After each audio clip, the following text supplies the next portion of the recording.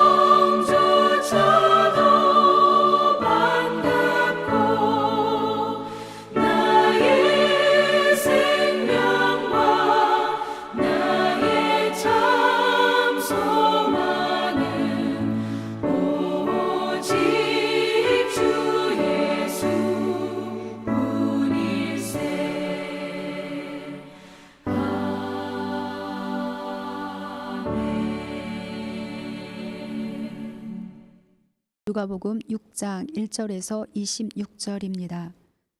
안식일에 예수께서 밀밥 사이로 지나가실새 제자들이 이삭을 잘라 손으로 비비어 먹으니 어떤 바리새인들이 말하되 어찌하여 안식일에 하지 못할 일을 하느냐. 예수께서 대답하여 이르시되 다윗이 자기 및 자기와 함께한 자들이 시장할 때 한 일을 읽지 못하였느냐. 그가 하나님의 전에 들어가서 다만 제사장 외에는 먹어서는 안 되는 진설병을 먹고 함께한 자들에게도 주지 아니하였느냐. 또 이르시되 인자는 안식일의 주인이니라 하시더라. 또 다른 안식일에 예수께서 회당에 들어가사 가르치실세 거기 오른손 많은 사람이 있는지라. 서기관과 바리새인들이 예수를 고발할 증거를 찾으려 하여 안식일에 병을 고치시는가 엿보니 예수께서 그들의 생각을 아시고 손 많은 사람에게 이르시되 일어나 한가운데 서라 하시니 그가 일어나 서거늘. 예수께서 그들에게 이르시되 내가 너희에게 묻노니 안식일에 선을 행하는 것과 악을 행하는 것, 생명을 구하는 것과 죽이는 것 어느 것이 옳으냐 하시며 무리를 둘러보시고 그 사람에게 이르시되 네 손을 내밀라 하시니 그가 그리하매 그 손이 회복된지라. 그들은 노기가 가득하여 예수를 어떻게 할까 하고 서로 의논하니라. 이때 예수께서 기도하시러 산으로 가사 밤이 새도록 하나님께 기도하시고 밝음에 그 제자들을 부르사 그 중에서 12를 택하여 사도라 칭하셨으니 곧 베드로라고도 이름을 주신 시몬과 그의 동생 안드레와 야고보와 요한과 빌립과 바돌로메와 마테와 도마와 알페의 아들 야고보와 셀롯이라는 시몬과 야고보의 아들 유다와 예수를 판자될 가룟 유다라. 예수께서 그들과 함께 내려오사 평지에 서시니 그 제자의 많은 무리와 예수의 말씀을 듣고 병고침을 받으려고 유대 사방과 예루살렘과 두로와 시돈의 해안으로부터 온 많은 백성도 있더라. 더러운 귀신에게 고난 받는 자들도 고침을 받은지라. 온 무리가 예수를 만지려고 힘쓰니 이는 능력이 예수께로부터 나와서 모든 사람을 낫게 함이로라. 예수께서 눈을 들어 제자들을 보시고 이르시되 너희 가난한 자는 복이 있나니 하나님의 나라가 너희 것임이요. 지금 줄인 자는 복이 있나니 너희가 배부름을 얻을 것임이요. 지금 우는 자는 복이 있나니 너희가 웃을 것임이요. 인자로 말미암아 사람들이 너희를 미워하며 멀리하고 욕하고 너희 이름을 악하다 하여 버릴 때에는 너희에게 복이 있도다. 그날에 기뻐하고 뛰놀라. 하늘에서 너희 상이 큼이라. 그들의 조상들이 선지자들에게 이와 같이 하였느니라. 그러나 화 있을진저 너희 부요한 자여 너희는 너희의 위로를 이미 받았도다. 화 있을진저 너희 지금 배부른 자여 너희는 주리로다. 화 있을진저 너희 지금 웃는 자여 너희가 애통하며 울리로다. 모든 사람이 너희를 칭찬하면 화가 있도다. 그들의 조상들이 거짓 선지자들에게 이와 같이 하였느니라. 아멘. 할렐루야. 우리가 사순절 특세 맞이해서 누가복음을 매일 묵상해 가고 있습니다. 여러분 매일 우리에게 할당된 분량을 읽고 그리고 쓰고 묵상하고 계시죠? 하나님께서 시간마다 크신 은혜 허락해 주실 줄을 믿습니다. 예수님은 30세가 돼서 공생애를 시작하셨습니다. 천국 복음을 전파하시고 복음에 대해서 가르치시고 병자들도 고치시고 귀신도 쫓아내시고 이런 사역들을 하셨지요. 그때 많은 회중들이 반응을 나타냈습니다. 예수님께서 하시는 일을 보고 또 가르침을 받고 전파해 주시는 복음을 듣고 믿고 받아들이는 사람이 있는가 하면 믿지 않고 배척하는 사람들도 있었습니다. 대표적인 사람들이 예수님의 고향 갈릴리 나사렛 동네 사람들이죠. 그들은 예수님을 요셉의 아들 목수가 아니냐 그러면서 배척했어요. 받아들이지 않았어요. 또 대표적인 사람들이 예수님의 공생의 기간 동안 계속 쫓아다니면서 방해하고 도전했던 사람들입니다. 바리새인과 사두개인들이죠. 이 사두개인들은 사독 제사장의 후손들인데 종교적인 귀족들입니다. 그들은 조상적부터 아주 부자로 살았어요. 그래서 이 세상에 사는 것을 너무 좋아해서 천국도 없다 그리고 부활도 없다고 믿었습니다. 바리새인들은 바리새라는 말이 분리한다, 구분한다, 편가른다 그런 뜻이거든요. 그러니까 우리는 너희보다 하나님을 잘 믿어. 우리는 너희들보다 율법을 잘 지키는 사람들이야. 이렇게 종교적인 특권 의식과 우월 의식을 가지고 다른 사람들을 무시하는 그런 사람들이었습니다. 사울도 대표적인 바리새인이죠. 빌립보서 3장 5절 6절 말씀 보면 나는 8일 만에 할례를 받고 이스라엘 족속이요 베냐민 지파요 히브리인 중에 히브리인이요 율법으로는 바리새인이요 열심으로는 교회를 박해하고 율법의 의로는 흠이 없는 자라. 그렇게 말했어요. 사울도 율법으로 바리새인이다. 율법을 잘 지키는 사람이었고 또 율법을 잘 지키는 것이 하나님을 잘 믿는 것이라고 그렇게 믿었습니다. 그래서 이 바리새인들의 특징은 자꾸 남을 지적질하고 남을 무시하고 책망하고 또 믿지 않거나 다른 종교를 믿는 사람들을 데려다가 핍박하고 박해하는 일을 했습니다. 사울도 처음에는 아주 지독한 박해자였지요. 핍박자였습니다. 오늘 본문에는 이 예수님과 바리새인들 그 사이에서 논쟁이 벌어집니다. 주된 주제가 안식일에 관한 거였습니다. 첫 번째 논쟁이 안식일에 제자들이 일을 했다. 그것 때문에 예수님과 제자들 그리고 이 바리새인들 사이에 논쟁이 벌어졌습니다. 안식일 날 길을 가다가 아마도 제자들이 배가 고팠든지 그 길가에 있는 밀밭에 들어가서 밀 이삭을 잘라서 손에 비벼서 그걸 먹었습니다. 바리새인들이 공격하지요. 너희들이 해서는 안 될 일을 했다. 근데 사실 이 남의 밭에 가서 이삭을 손으로 따먹는 거, 여러분 그거는 잘못된 일은 아닙니다. 율법에서도 허락된 일입니다. 신명기 23장 25절 보면 내 이웃의 곡식밭에 들어갈 때에는 내가 손으로 그 이삭을 따도 되느니라. 그러나 내 이웃의 곡식밭에 낫을 대지는 말지니라. 그렇게 규정했어요. 그러니까 먹고 살 것이 없어서 정말 시장에서 이삭 몇 개 잘라 먹는 것은 허락이 돼 있는 거예요. 그러나 아예 남의 밭에 낫을 가지고 들어가서 다 추수해 오는 거, 몽땅 베어 오는 거, 이건 안 된다는 거죠. 그러니까 제자들이 한 일 자체는 율법을 어긴 것은 아닙니다. 그럼 왜 바리새인들이 율법을 어겼다고 도전해 오는 겁니까? 그 일이 안식일 날 했다는 거예요. 안식일 날은 그냥 말 그대로 안식하고 아무 일도 하지 말아야 되는데 남의 밭에 들어가서 밀리삭을 자르는 일을 했고 손으로 비비는 일을 했고 부채질하는 일을 했고 이렇게 했다는 거죠. 그것에 대해서 예수님은 사무엘상 21장 말씀을 예로 들어서 그 잘못된 율법 해석을 바르게 바로 잡아 주십니다.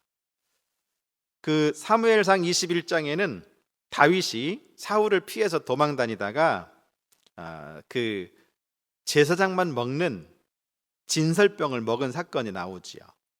이 진설병은 성막 안에 떡상 위에 고운 가루로 만든 12개의 그 떡을 이렇게 쌓아놓은 그게 진설병이에요. 하나님께 드리는 의미가 있고 그 12개는 이스라엘 12지파를 상징하고 그 떡은 매 안식일마다 일주일에 한 번씩 새 떡으로 이렇게 갈아내는데 그 새로 갈아낸 이제 일주일 묵었다 나온 떡은 제사장만 먹을 수 있었어요. 그런데 그것을 다윗에게 제사장이 주어서 다윗도 그것을 먹었단 말이죠. 여러분, 그렇게 예수님께서 잘못 이해하고 있는 율법, 바리새인들이 잘못 적용하고 있는 율법, 그것을 바르게 잡아주시고 그리고 예수님이 그들을 향해서 이렇게 선언하십니다. 5절 말씀 보면 또 이르시되 인자는 안식일의 주인이니라. 예수님이 안식일의 주인이시다. 그게 분명하게 선언하고 계십니다. 또 다른 한 사건이 있지요. 역시 또 다른 안식일에 손 마른 사람을 예수님이 회당에서 고치신 사건입니다. 이 안식일날 회당에서 예수님이 말씀을 가르치고 있는데 그 회중 가운데 오른손이 마른, 오른손을 쓸 수 없는 그런 환자가 하나 있었던 거예요. 그런데 서기관과 바리새인들은 예수님을 고발할 증거를 찾기 위해서 예수님이 그 사람을 고치는가 안 고치는가 엿보고 있었어요. 고치기만 하면 달려들어서 이제 안식일을 범했다 어쨌다 해가지고 이제 예수님을 괴롭힐 판이지요. 그런데 예수님은 그들의 생각을 다 아시고, 그리고 그 한편 손 마른 사람을 회중 가운데 이렇게 세웠습니다. 다 보겠지요. 그 회당 안에 있는 사람들이 다, 서기관 바리새인들만 이렇게 눈여겨보고 있는 게 아니고 거기 있는 사람이 다 보고 있습니다. 이렇게 세워놓고는 예수님이 이렇게 말씀하셨어요. 9절 10절 말씀. 예수께서 그들에게 이르시되 내가 너희에게 묻노니 안식일에 선을 행하는 것과 악을 행하는 것, 생명을 구하는 것과 죽이는 것 어느 것이 옳으냐 하시며 무리를 둘러보시고 그 사람에게 이르시되 내 손을 내밀라 하시니 그가 그리하매 그 손이 회복된지라. 아멘. 예수님께서 안식일날 그 한편 손 마른 사람을 고쳐주신 거예요. 그 고쳐주신 이유를 미리 예수님이 이렇게 설명하셨죠. 안식일에 선을 행하는 것과 악을 행하는 것, 생명을 구하는 것과 죽이는 것 어느 것이 옳으냐. 그러면서 예수님은 하나님의 뜻에 따라서 언제든지 안식일이든 그냥 평일이든 언제든지 선을 행하고 생명을 구하는 일, 그것을 더 소중히 여기고 그것이 하나님의 뜻임을 분명하게 가르쳐 주셨습니다. 맞습니다. 우리는 언제든지 선을 행하고 생명을 구하는 일에 힘쓸 줄 아는, 하나님의 뜻을 깨닫고 그 뜻대로 살아갈 줄 아는 그런 믿음의 성도가 되어야 합니다. 그 다음 나온 말씀은 예수님께서 12제자를 부르신 사건입니다. 12절 13절 말씀 보면 이때에 예수께서 기도하시러 산으로 가사 밤이 새도록 하나님께 기도하시고 밝음에 그 제자들을 부르사 그 중에서 12를 택하여 사도라 칭하셨다. 예수님께서는 12제자를 부르시기 전에 산으로 가셔서 밤이 새도록 하나님 앞에 기도하셨습니다. 예수님은 범사에 기도하시는 분이었습니다. 그분은 세례 받으시고 기도하셨습니다. 그럴 때 성령이 비둘기같이 그 위에 강림했었죠. 또 말씀을 가르치시거나 병자를 고쳐주시거나 귀신을 쫓아내거나 하루의 일과를 시작하시거나 그러기 전에 예수님은 항상 매일매일 새벽마다 일찍, 아직 밝기도 전에, 동이 트기 전에 한적한 곳에 찾아가셔서 예수님은 기도하셨어요. 하나님 아버지와 만나고 하나님의 능력을 힘입은 것이죠. 여러분, 우리도 범사에 기도할 수 있어야 합니다. 무슨 일을 시작하시기 전에 여러분 기도 먼저 하십시오. 무슨 계획을 세우기 전에 여러분 기도 먼저 하십시오. 여러분, 성령보다 앞서지 말고 기도하지 않고는 작은 일이라도 시작하지 않기를 바랍니다. 예수님을 본받아서 우리 모두도 기도의 사람 되시기를 주님의 이름으로 축원합니다. 또 예수님은 제자를 부르셨어요. 그들에게 예수님의 제자로 부르시고 예수님이 하시는 일, 그 사역을 위임하시고, 그래서 그 일이 계속되도록 하나님의 뜻이 온전하게 이루어지도록 하기 위해서 예수님은 제자들을 부르셨습니다. 사역의 연속성이 필요했던 것이죠.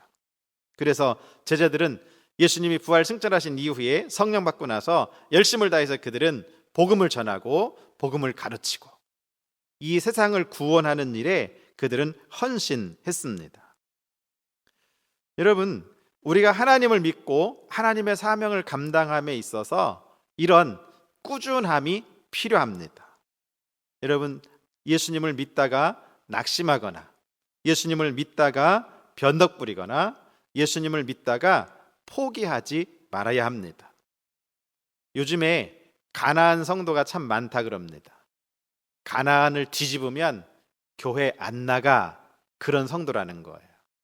혹시 여러분 코로나 때문에 또는 이런저런 핑계와 이유 때문에 가난한 성도 되어 계시지 않은가요? 여러분, 우리가 하나님을 믿되 신실하게 믿어야 합니다.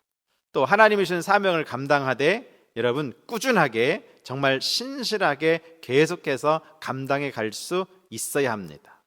여러분의 신앙생활이 용두사미가 되지 않기를 바랍니다. 우리의 신앙은 정말 계속해서 매일매일 주님을 향해서 주님의 뜻을 이루어가고 주의 복음을 전파하고 주님이 맡긴 사명을 감당하고 이런 우리의 믿음 생활이 돼야 될 줄로 믿습니다. 우리의 믿음 생활이 점점 자라고 더 성숙해지고 더 온전해지고 더 완전해 갈 수 있기를 주님의 이름으로 축원합니다.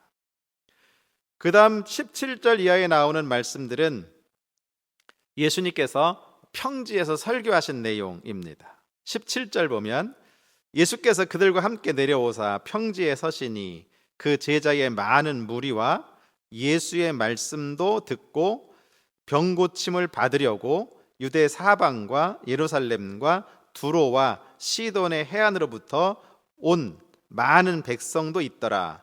더러운 귀신에게 고난받는 자들도 고침을 받은지라. 아멘. 많은 사람들이 모여왔다 그 말씀이죠.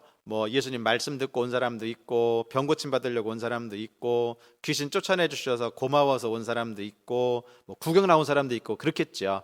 하여간 예수님 주변에 많은 사람들이 예수님이 어느 평지에 가셨을 때 거기 모여와 있었다. 19절 보면 온 무리가 예수를 만지려고 힘쓰니 이는 능력이 예수께로부터 나와서 모든 사람을 낫게 함이러라. 아멘. 중요한 말씀을 우리에게 가르쳐 주시죠. 그 모여온 많은 사람들이 예수님을 만지려고 했다. 왜냐하면 능력이 예수님께로부터 나왔기 때문이에요. 병 고침 받는 것도 예수님의 능력으로, 귀신을 쫓아내는 것도 예수님의 능력으로, 하나님의 말씀을 우리가 듣고 깨닫고 믿게 하는 것도 예수님의 능력으로, 능력 있는 말씀으로. 그렇죠. 여러분, 예수님은 이 땅에 오신 전능하신 하나님이심을 믿으시기 바랍니다. 예수님이 능력 있습니다. 예수의 이름이 능력이 있습니다. 예수의 이름이 권세가 있습니다. 그래서 귀신은 도망가게 돼 있고 질병은 쫓겨나게 돼 있고 우리 안에 예수님의 이름으로 여러분 치유와 회복과 그리고 온전한 성숙이 있다는 사실을 여러분 믿으시기 바랍니다. 이제 20절부터 시작되는 그 평지 설교 내용은 금요일 심야 저녁 기도회 때 함께 나누려고 합니다. 여러분, 예수님만이 우리의 전능자이십니다. 우리가 누가복음을 함께 읽고 묵상해 가고 있는데 여러분 이런 가운데서 예수님과 만나시기 바랍니다. 예수님의 은혜와 능력을 경험하시기 바랍니다. 그래서 이번 사순절 특세를 통해서 여러분의 간증거리가 많아지고 주님이 나에게 이렇게 역사하셨어. 주님이 나를 이렇게 치료하셨어. 주님이 나를 이렇게 회복시켜 주셨어. 여러분 이런 간증과 고백이 많아지기를 바랍니다. 우리 예수님은 능히 하십니다. 오늘 하루도 여러분 예수님 붙잡고 승리하시기를 주님의 이름으로 축원합니다. 찬송가 96장 찬송하시고 기도하겠습니다.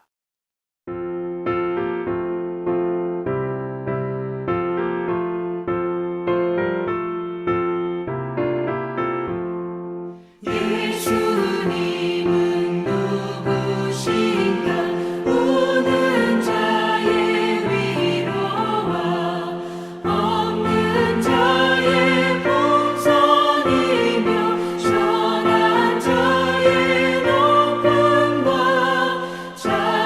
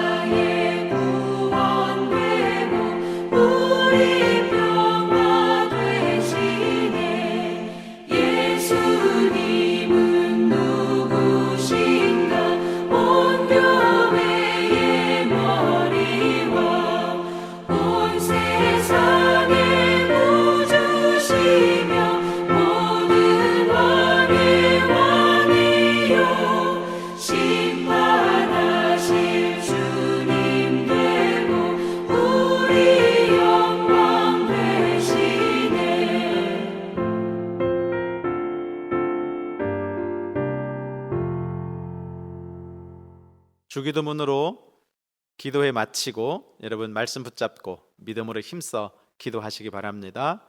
주님이, 전능하신 주님이 우리의 기도 들으시고 반드시 이루어 주시고 응답해 주실 줄 믿습니다. 주기도문 하겠습니다.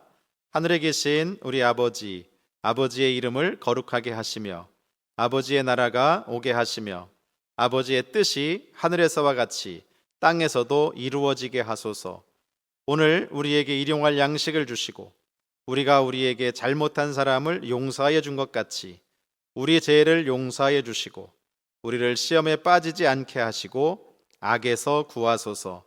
나라와 권능과 영광이 영원히 아버지의 것입니다. 아멘.